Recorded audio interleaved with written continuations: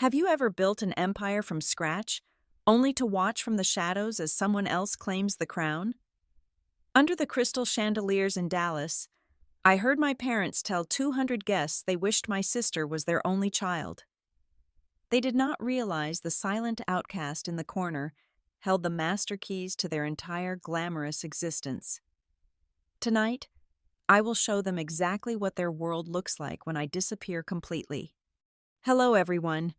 Before today's story begins, we'd like to share a quick message. YouTube recently removed our monetization, cutting off our income. If you enjoy this story, we humbly ask for just $1 to help pay our staff so they can make a living and keep creating for you. Thank you for saving us. Now let's begin the story. My name is Claire Ramos.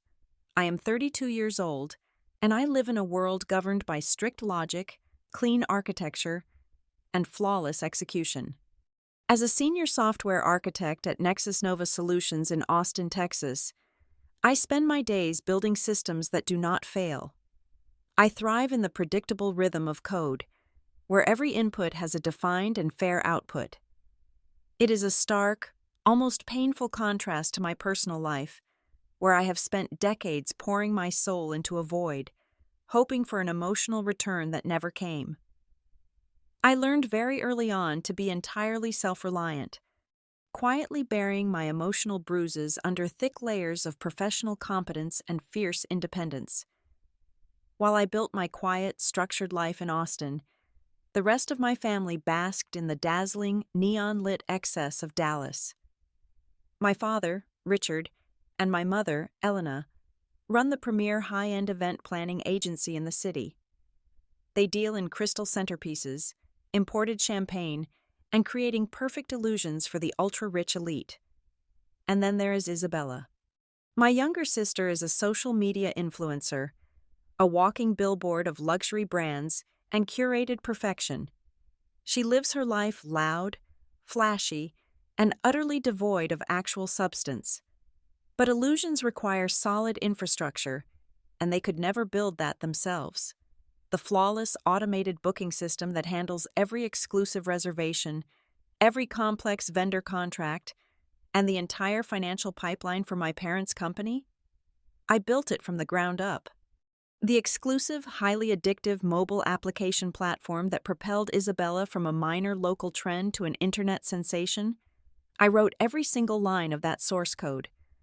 I designed the complex architecture, deployed the secure databases, and optimized the user interface so she could effortlessly sell her brand. I did all of this silently in the background, working deep into the early hours of the morning after finishing my grueling corporate job. And I did it completely free of charge. To the world, and most painfully to my parents, Isabella is the undisputed golden child. They parade her around country clubs and galas as a visionary, a creative business prodigy who built a digital empire on pure instinct and undeniable charm. The infuriating truth is that Isabella does not even know the difference between a simple text document and a complex programming language. She could not comprehend a single line of the code that powers her entire glamorous existence. Yet, she spends money recklessly, buying designer handbags that cost more than my monthly mortgage, while taking absolute credit for the digital empire I constructed with my own two hands. My parents treat my technical contributions as nothing more than a dry mechanical obligation. To them, my advanced engineering is just typing on a keyboard in a dark room. It lacks the supposed glamour of picking out floral arrangements or posing for magazine photo shoots. Whenever I tried to explain the complexity and value of what I built for them, their eyes would instantly glaze over. "That is just tech stuff, Claire," my mother would say dismissively, waving her hand. "It is your duty to help out the family." All their glowing praise, their overwhelming pride, and their unconditional admiration are reserved entirely for Isabella. I endured this cruel favoritism for years on end. I even paid the exorbitant server hosting fees out of my own pocket every single month.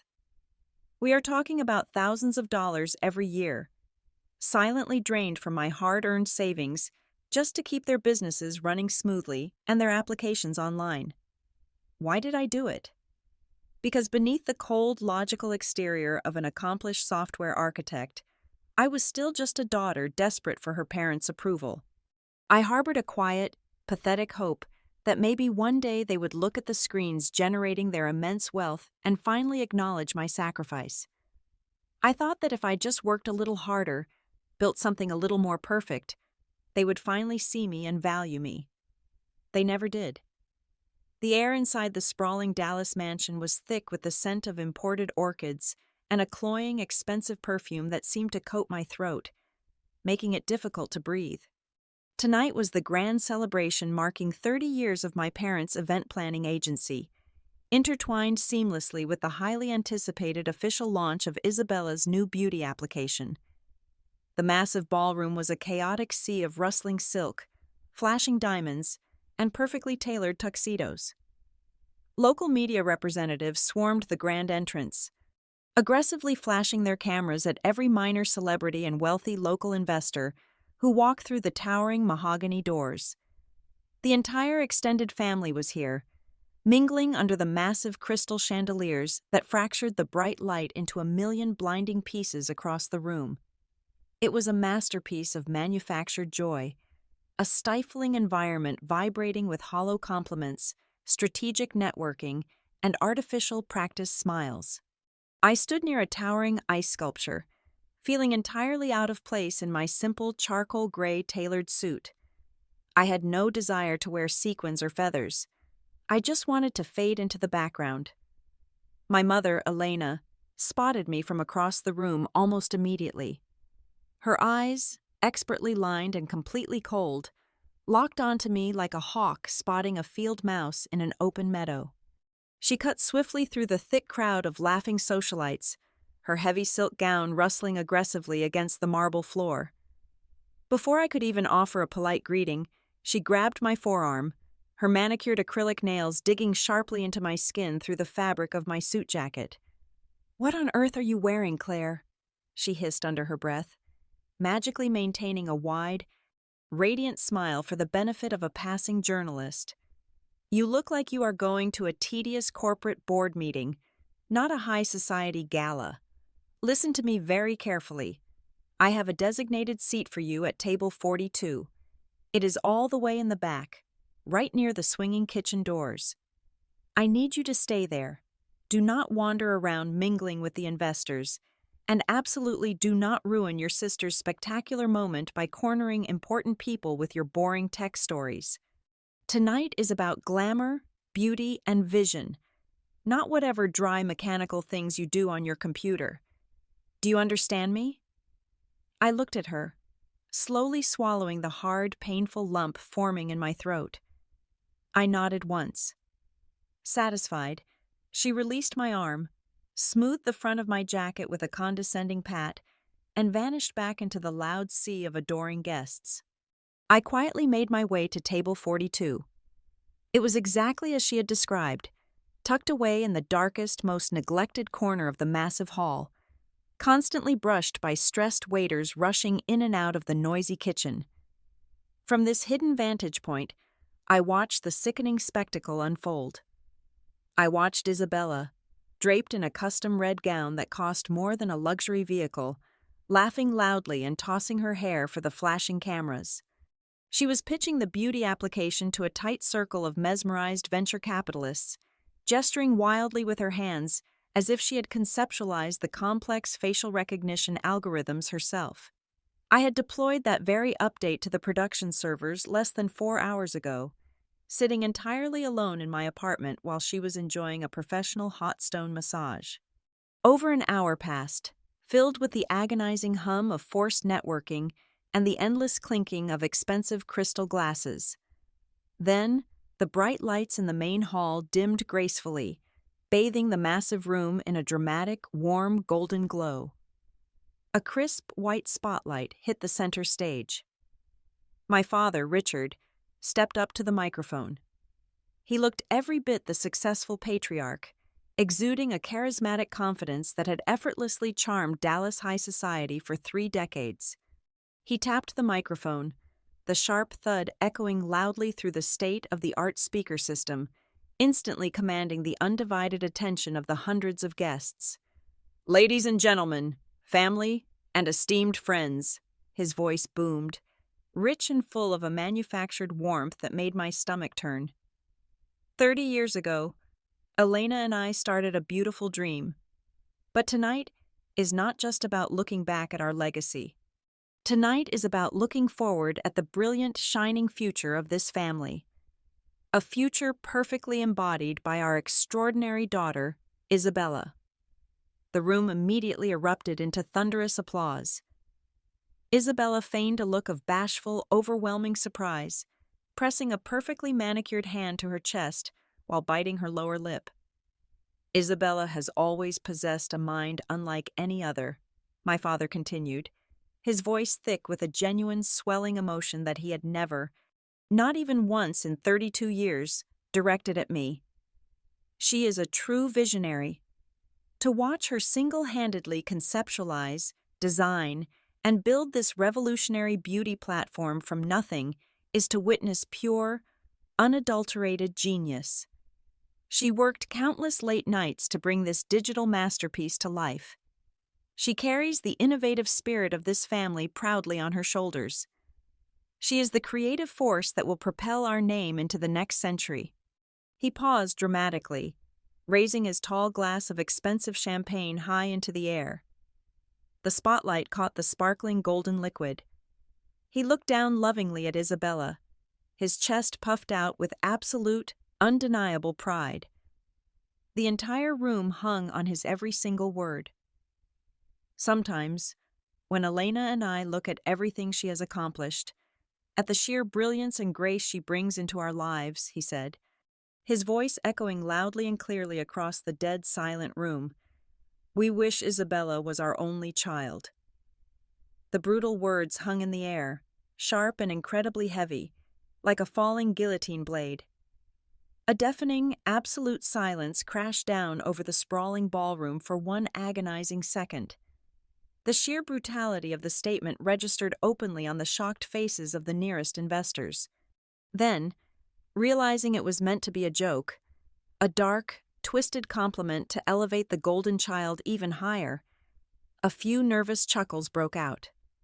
Within moments, the room filled with awkward, forced laughter and the scattered applause of people simply too polite or too intoxicated to care about the blatant cruelty they had just witnessed. I sat completely frozen in the dark shadows of Table 42. My heart literally stopped beating in my chest. My lungs completely forgot how to pull oxygen from the air. I looked toward the front of the bright room. Through the thick forest of raised champagne flutes, Isabella slowly turned her head. She bypassed the cheering crowd, bypassed her adoring friends, and looked straight through the venue into the dark corner where she knew I was permanently banished. Her eyes locked directly onto mine, and then, slowly, deliberately, she let a cold, deeply malicious, and victorious smirk spread across her perfectly painted lips. In that fraction of a second, something deep inside the core of my being simply snapped. But it was not a loud, explosive, or messy break. There were absolutely no tears burning the corners of my eyes. There was no overwhelming wave of screaming anger or a sudden, uncontrollable urge to run toward the stage and cause a humiliating public scene. Instead, a profound, absolute silence enveloped my mind. A freezing, suffocating blanket of total emotional detachment settled over my skin. The decades of desperate yearning, the pathetic, childish need for their validation, the exhausting attempts to buy their elusive love with my hard work and silent sacrifices, all of it evaporated into thin air instantly. I did not say a single word. I did not finish the glass of water resting in front of me. I calmly stood up. I smoothly pushed my chair back, carefully ensuring the wooden legs did not make a single scraping sound against the polished marble floor. I turned my back to the brightly lit stage, to the rising laughter, and to the specific people who had just publicly and proudly erased my entire existence. With a steady, perfectly measured pace, I walked straight toward the heavy mahogany exit doors. I pushed them open and stepped out into the humid, dark Dallas night, leaving the suffocating mansion, the fake empire I built, and my entire family behind me forever. The drive back to Austin took exactly 3 hours and 12 minutes. I spent every single second of that dark, quiet journey on Interstate 35 completely shedding the skin of the dutiful, unappreciated daughter. The highway lights flashed rhythmically across the windshield, matching the steady, cold clarity settling deep inside my chest.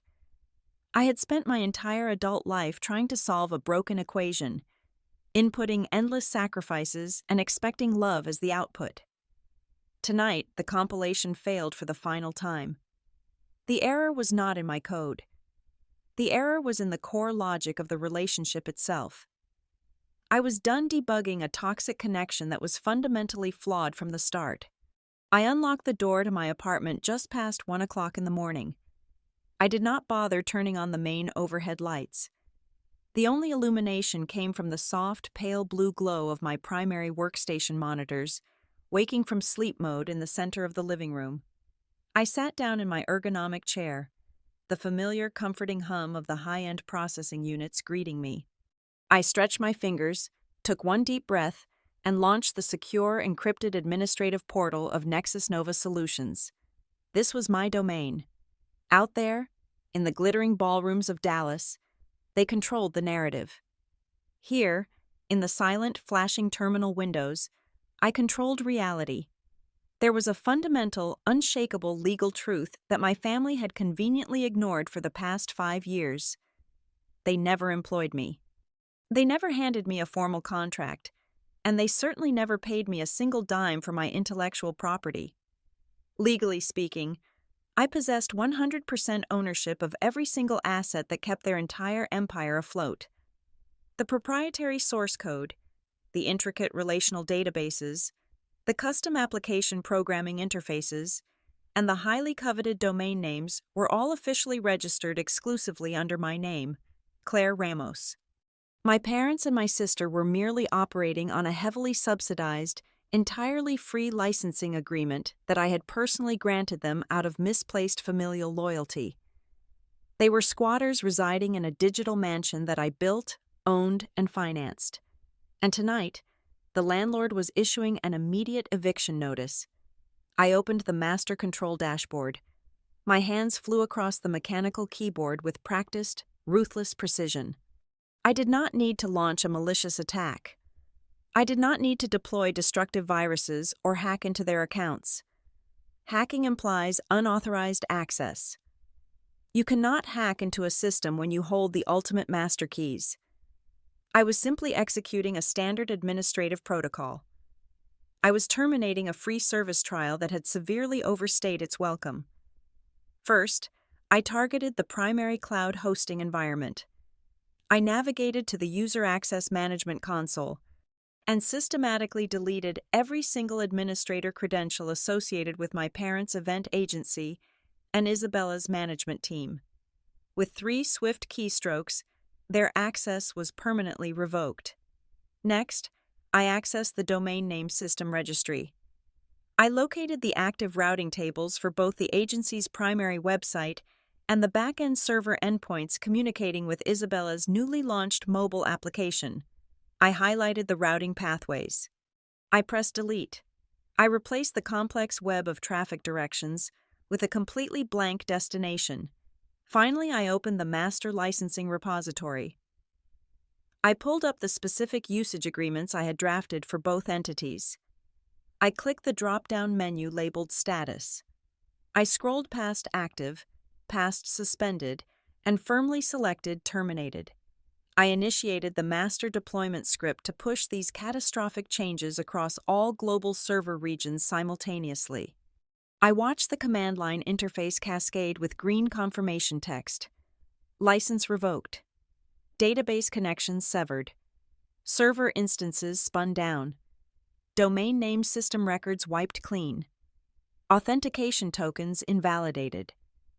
It took exactly 4 minutes and 28 seconds to completely dismantle an empire that took me 5 years to build. Out there in the physical world, Isabella's revolutionary beauty application and my parents' flawless corporate booking portal no longer existed.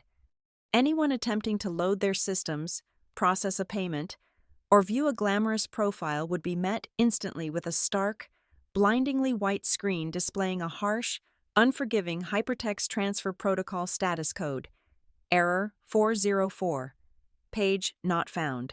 The digital umbilical cord was officially cut. I leaned back in my chair, the soft blue light illuminating the profound calm settling over my face. I barely had time to exhale before my cell phone, resting on the edge of the desk, began to vibrate violently. It was exactly 14 minutes after I executed the final script. The heavy dark screen lit up with a relentless barrage of urgent notifications. Incoming call from Mom. Incoming call from Dad. 5 new text messages from Isabella. Incoming call from Dad. 7 missed calls from the Dallas agency emergency line. The frantic vibrations rattled the phone aggressively against the wooden surface, the physical manifestation of their sudden, total panic. The absolute terror of a family realizing the invisible foundation they stood on had simply vanished into thin air.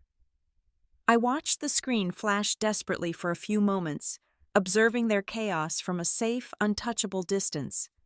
I reached out, picked up the device, and calmly pressed the power button, holding it down until the screen faded to pitch black.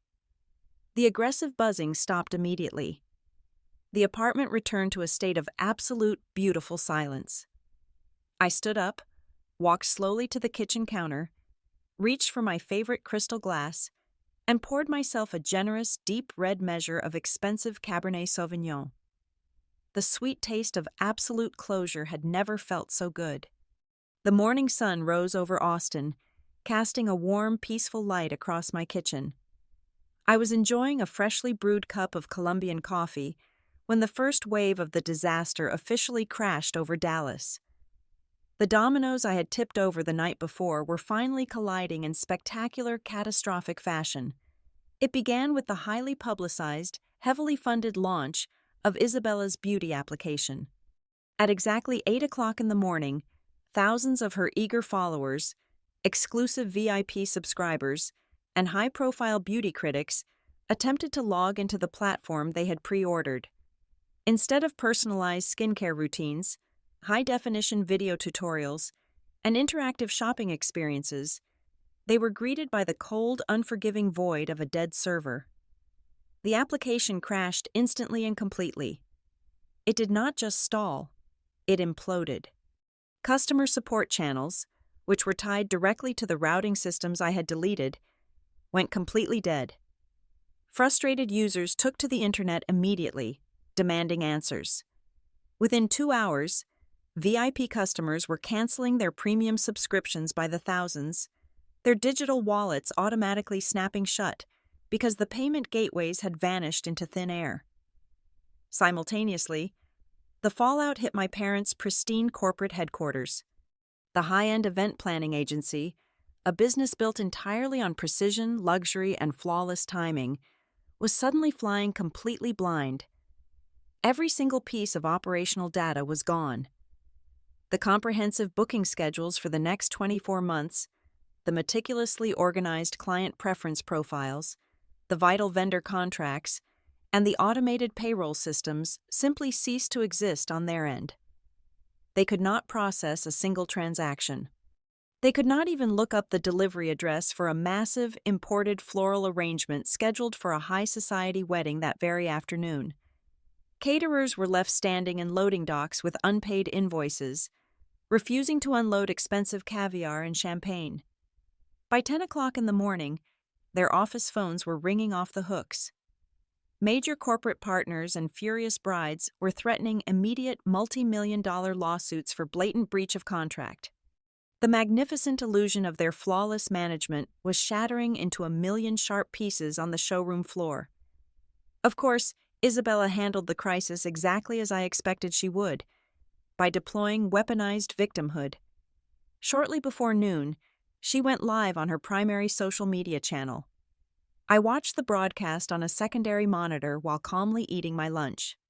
She sat on the floor of her extravagant walk-in closet, wearing an oversized plain gray sweater meant to make her look small and vulnerable. Her makeup was expertly smudged to simulate fresh, desperate tears. She stared directly into the camera, her voice trembling with perfectly rehearsed distress. "To all my beautiful followers," she sniffled, wiping away an invisible tear from her cheek. "I am absolutely devastated to report that our spectacular launch day has been completely sabotaged. A jealous, malicious rival tech company has launched a massive coordinated cyber attack against my servers. They could not stand to see a young, independent woman succeeding in this cutthroat industry, so they decided to play dirty and destroy everything I built with my own bare hands.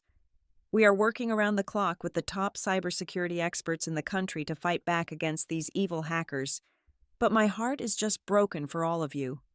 It was a masterful, sickening performance.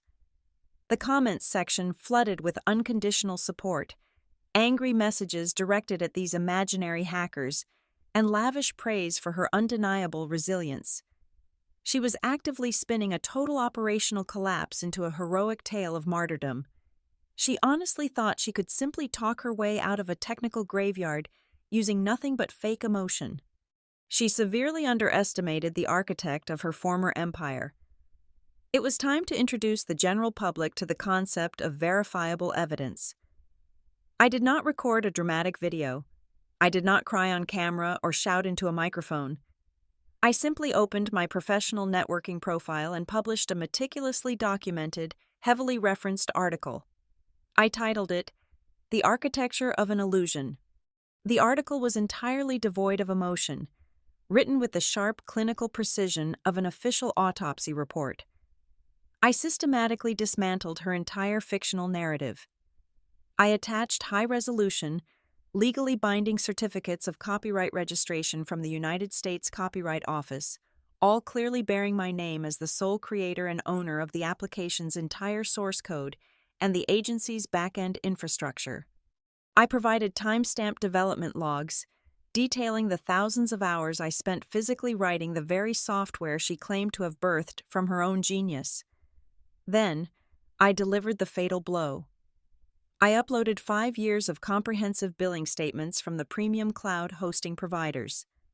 Every single invoice, totaling over $150,000 in operational costs, was billed directly to my personal credit card.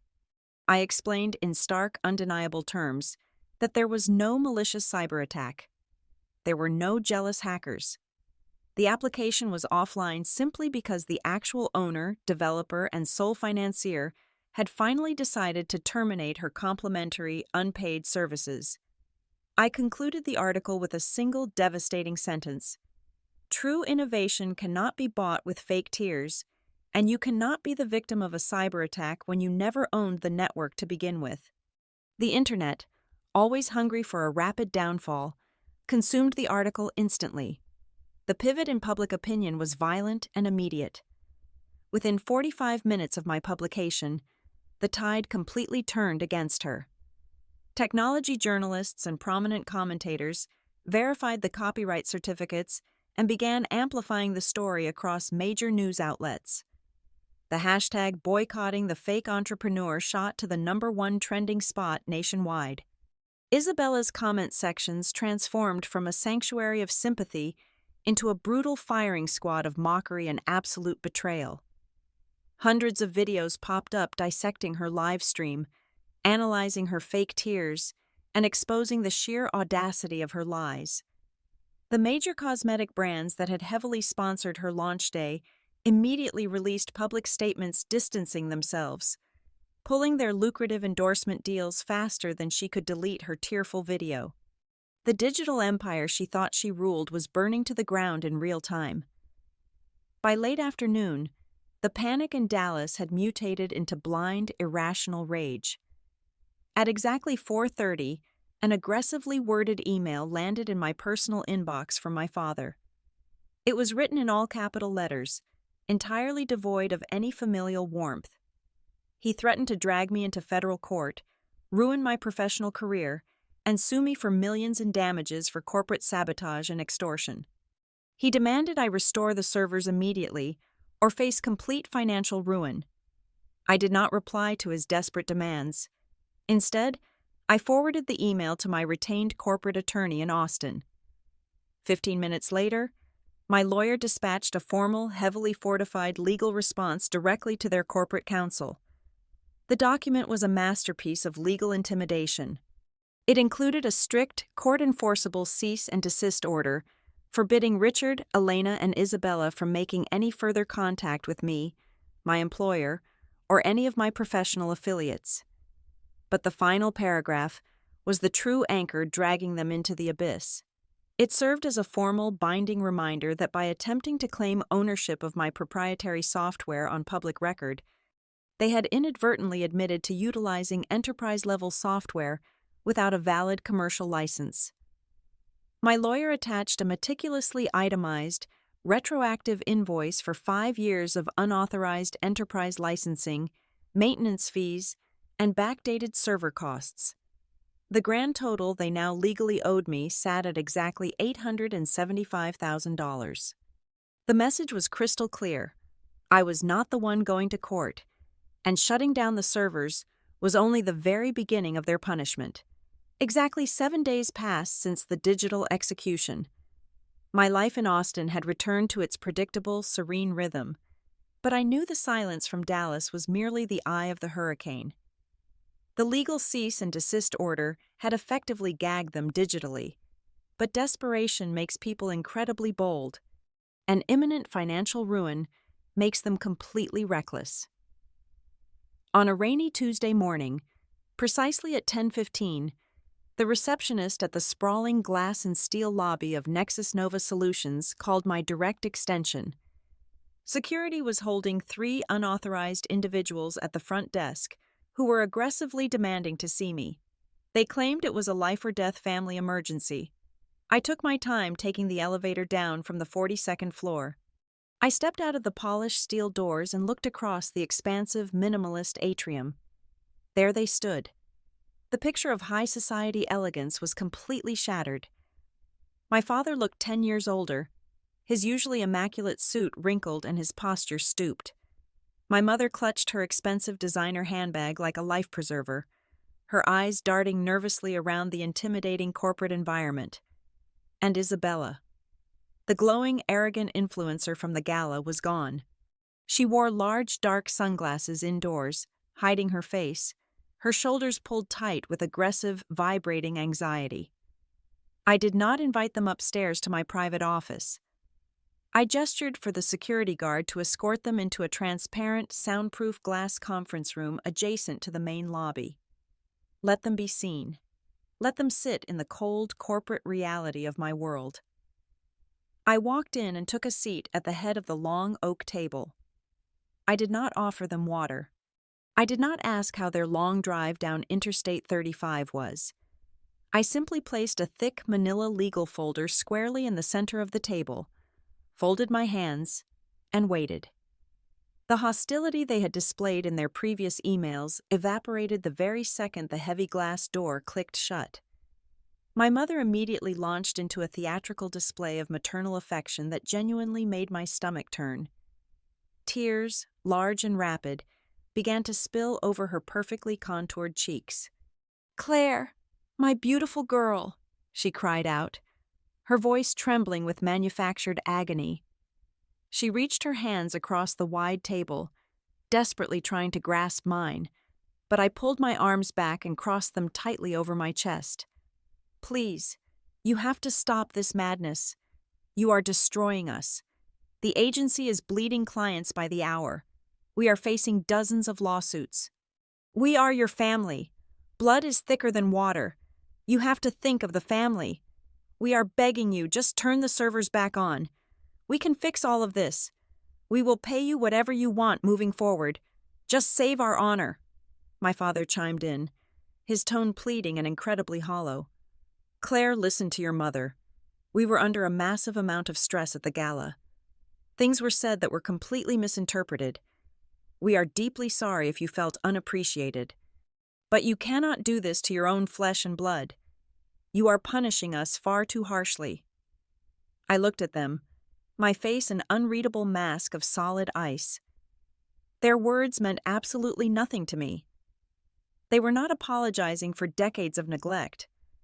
They were apologizing because their bank accounts were locked and their reputation was in ashes.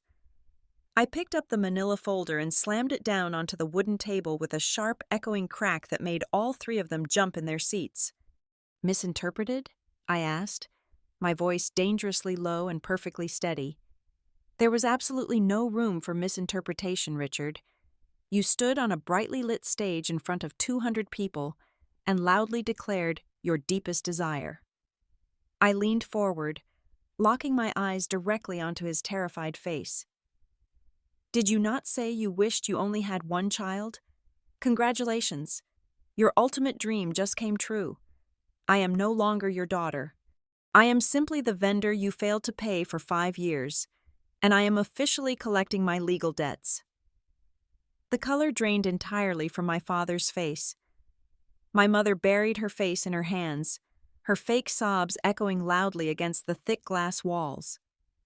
But Isabella could not maintain the facade of a victim.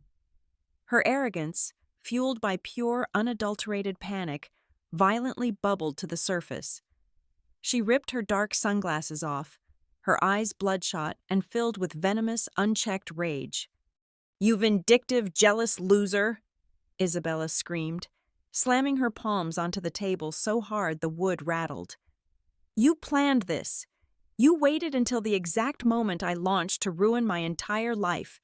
Do you have any idea what you have done? You did not just break my application. You ruined the buyout. You ruined the $5 million acquisition deal." The entire room froze. The manufactured sobs from my mother choked off instantly. My father whipped his head around to stare at his golden child, his eyes wide with absolute paralyzing horror. "The what?" my father whispered, his voice cracking into a high pitch. Isabella clapped her hands over her mouth, realizing a fraction of a second too late what she had just confessed. But the words were already out, hanging heavily in the sterile, air-conditioned environment of the conference room. I slowly uncrossed my arms. A chilling, razor-sharp clarity washed over the situation. I looked directly at my sister, dissecting her sudden, overwhelming terror. The pieces of the puzzle aggressively snapped into place. "You signed an acquisition contract," I stated, the realization solidifying into a hard, undeniable fact. "You went behind their backs. You took that highly complex technology portfolio I built, you shopped it around to venture capital firms, and you signed a legally binding contract to sell the intellectual property for $5 million. Isabella was hyperventilating now, shaking her head frantically side to side, but the undeniable guilt was written across every single inch of her pale face. "Isabella, look at me and tell me you did not take their money," my father pleaded, grabbing her arm violently. "Tell me you did not take an advance." "I needed the capital to maintain my lifestyle," she shrieked, tears of genuine, unfiltered terror streaming down her face. "They offered me a $1.5 million signing bonus. The funds cleared the morning of the launch. I thought I could just transfer the domain names to them later and figure out the code. How was I supposed to know she legally registered the actual copyrights?" I sat back in my chair, utterly fascinated by the sheer magnitude of her stupidity. The trap she had built for herself was a masterpiece of boundless arrogance. "Let me explain exactly what you have done, Isabella," I said, my voice cutting through their chaotic panic like a surgical scalpel. "When you accept $1.5 million from a federally regulated investment fund in exchange for an asset you do not legally own, that is not a simple breach of contract. That is textbook wire fraud. You transmitted false representations across state lines to secure funds. You sold them vaporware. You signed a warranty of title for intellectual property that is registered with the United States Copyright Office under my exact name. That is grand larceny. You have committed a severe federal crime." My mother let out a guttural, horrifying gasp and physically collapsed sideways into her chair, clutching her chest as if she had just been shot. When I shut down the servers and published my copyright certificates, I continued, feeling absolutely zero pity for the sobbing mess across the table, I did not just expose you as a fake influencer to your fans. I exposed you as a criminal to the exact people you defrauded. Those venture capitalists are not going to sue you in civil court. They are going to contact the Federal Bureau of Investigation. You are going to face up to 20 years in federal prison. The reality of my words crushed the remaining oxygen out of the room. My father's knees completely buckled. He slipped out of his chair and fell hard onto the carpeted floor of the conference room, entirely unable to support his own body weight. His face was a sickly ashen gray. He looked up at me from the floor, his hands trembling violently. In that singular, devastating moment, the ultimate truth crashed down upon Richard and Elena Ramos. They had spent 32 years worshiping a daughter who had just single-handedly destroyed their entire lives through sheer, unadulterated greed. And to protect her, they had publicly humiliated and discarded the one person in the entire world who possessed the intellect, the power, and the legal authority to save them from total annihilation. "Claire, please," my father whispered from the floor, his voice reduced to a pathetic, broken wheeze. "Save us. I am begging you. Save your sister." I stood up, gathered my manila folder, and looked down at the absolute wreckage of my former family. "I only protect my own," I said softly, my voice devoid of any lingering emotion. "And as you made perfectly clear last week, I am an only child." I turned my back on them, walked out of the glass room, and signaled security to immediately escort them off the premises. While my former family drowned in a catastrophic sea of federal investigations and mounting civil lawsuits, the executives at the venture capital firm were not wasting any time. They were furious about being defrauded, but they were also incredibly sharp business people. They desperately wanted the revolutionary technology they had originally paid for, and they possessed the extensive resources required to find the actual architect. It did not take their forensic accounting and technology teams long to trace the official copyright registrations, the server hosting invoices, and the pristine source code directly back to my personal workstation in Austin.